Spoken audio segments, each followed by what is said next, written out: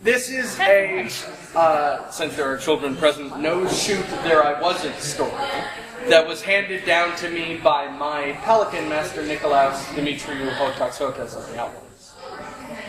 Many years ago at Pensacola, it came that all of the armies of one side desired to fight for the other.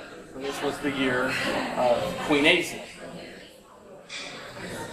And so, as the warriors took the field, they were given release from the middle to fight for the east, so that all may do honor to that queen who came with her illness and would leave us soon. But there was one hardy group of people who would not leave the middle, and the middle needed some people, because otherwise it wouldn't be a very good fight. And those, in addition to the Knights of the Midrealm, were the Tuchux.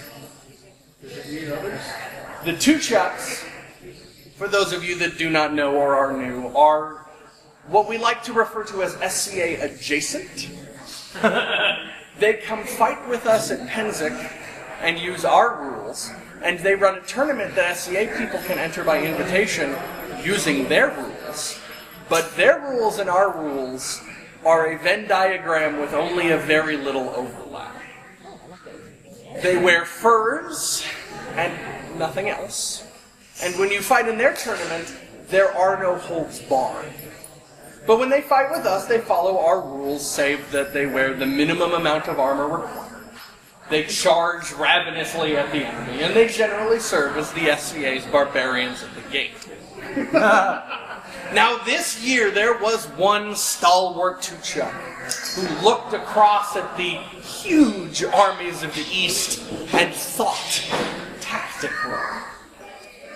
This was a first. He said, last year, I was the Tuchuk. I charged first, I hit the wall first, I died first, and then every single one of my brothers leaped off of me.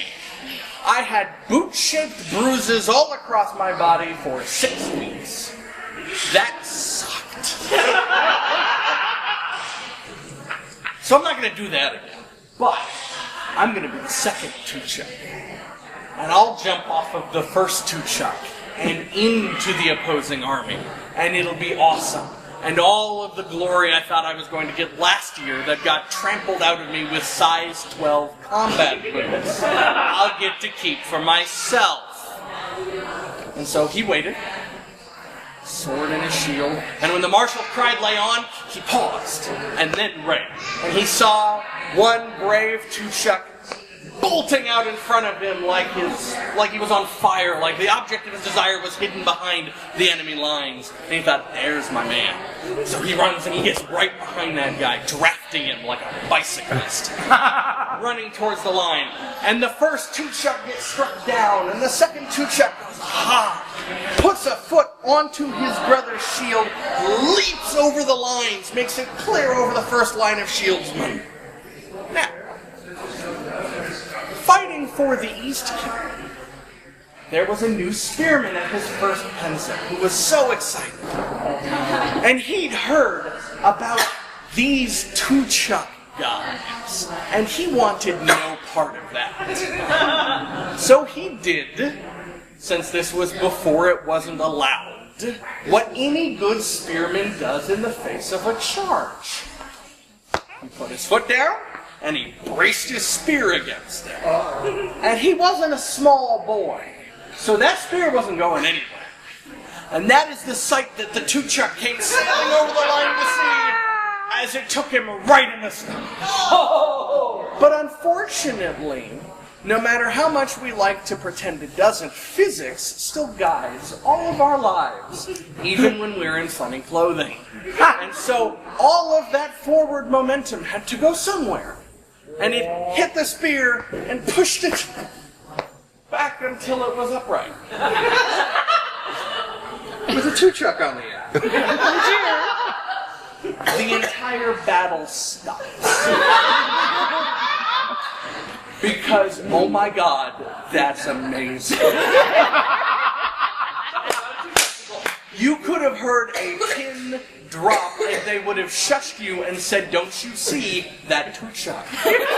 And so the entire battle heard as the spearman did what we are taught to do. He looked up and he said, "Is that a good blow, my lord?" And the Tuchux said, "Yes." The spearman looked up at him and said, "Is there something I can get you?" Down.